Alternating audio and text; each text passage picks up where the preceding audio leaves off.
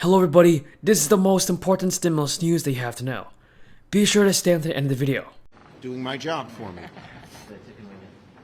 Okay, so first I want to thank Senators Durbin, Murray, and Stabenow for joining us. We just had a really spirited discussion in our caucus, a discussion that will continue. Senator Warnock gave a very powerful speech in terms of voting rights, and our discussions are continuing. We're going to have another very busy week in the Senate. As you know, we're in the middle of it already. On the legislative front, the Senate voted to invoke cloture on NDAA this morning. That's bicameral, bipartisan. We're working in good faith to get the defense bill done quickly. The Senate will also address the debt limit today using the fast-track process and avoid a first-ever default. As I've said, no brinksmanship, no default on the debt, no risk of another recession. This is a very good thing, and I am glad that we had cooperation between Democrats and Republicans. The two parties came together to pass legislation setting up this fast-track process for addressing the debt limit. The legislation will raise the debt limit to a level commensurate with funding necessary to get into 2023. And we'll vote on final passage later today, and hopefully the House will get it. We're trying to get it to them as quickly as possible. This is about paying debt accumulated by both parties, Democrats and Republicans. So I'm pleased both parties came together to facilitate a process that has made addressing the debt possible. Once again, I thank the Republican leader and my Republican colleagues who voted to address this issue and worked, and the Republican leader worked with me to come up with something that would deal with this problem effectively. That means we'll cross another major item off our December to-do list. Also this week, we continue working through the process to advance President Biden's Build Back Better Act here in the Senate along the timeline that I've laid out. This week, the bipartisan bird path meetings with the parliamentarian will continue. I want to thank my colleagues, their staff, the parliamentarian, and her team for working through this important and difficult process. The President will also continue his conversations with our caucus as we work out the final details to move Build Back Better forward. So I thank my colleagues, I thank the President for their hard work and their commitment to get this done. Now, in addition to finishing our legislative priorities, we also have to work through a number of nominations that have been held up through Republican obstruction. According to a new poll released today, a majority of Americans dislike how Biden is handling some of the most pressing issues facing the country, with the president seeing his highest disapproval ratings over the economic recovery. An ABC News poll shows that 57% of Americans give Joe Biden a thumbs down over the way he's handling the economy. Only 41% disapprove.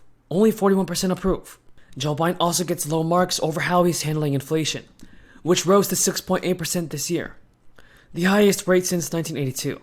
28% of people approve, and 69% of people disapprove Biden's handling of inflation.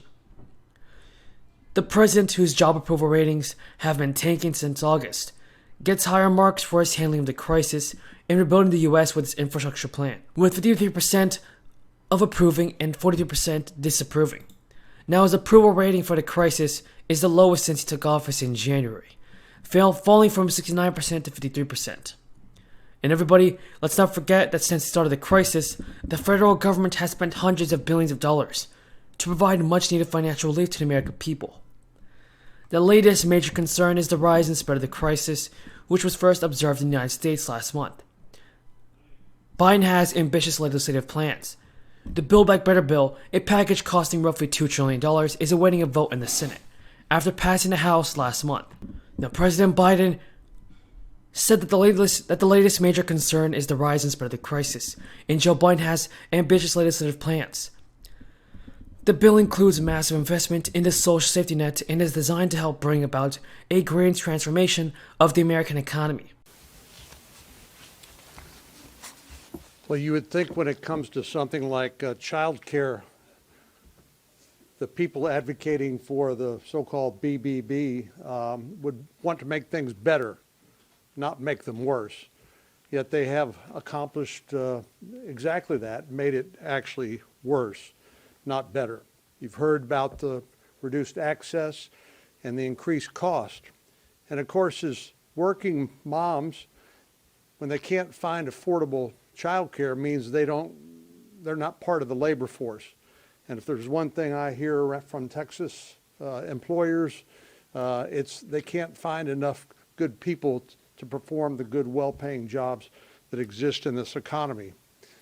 And then there's the whole issue of inflation across the board, not just inflation when it comes to child care costs, but inflation for literally everything from your gas to the food that you put on the table. Of course, these higher costs mean less choices for working families in Texas and elsewhere. And finally, let me just say that we're beginning to peel back some of the mystery of the Build Back Better or Build Back Broke bill when it comes to the actual score.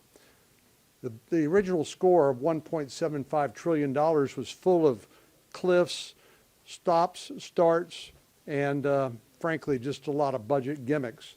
Now that we know that if temporary programs like this one were passed and were continued as they are likely to be here in Washington, a temporary government program, as Ronald Reagan said, is the closest thing to eternal life here in Washington, it would literally be $5 trillion. So the bottom line is we can't afford it, and we don't need it, and we need to kill it.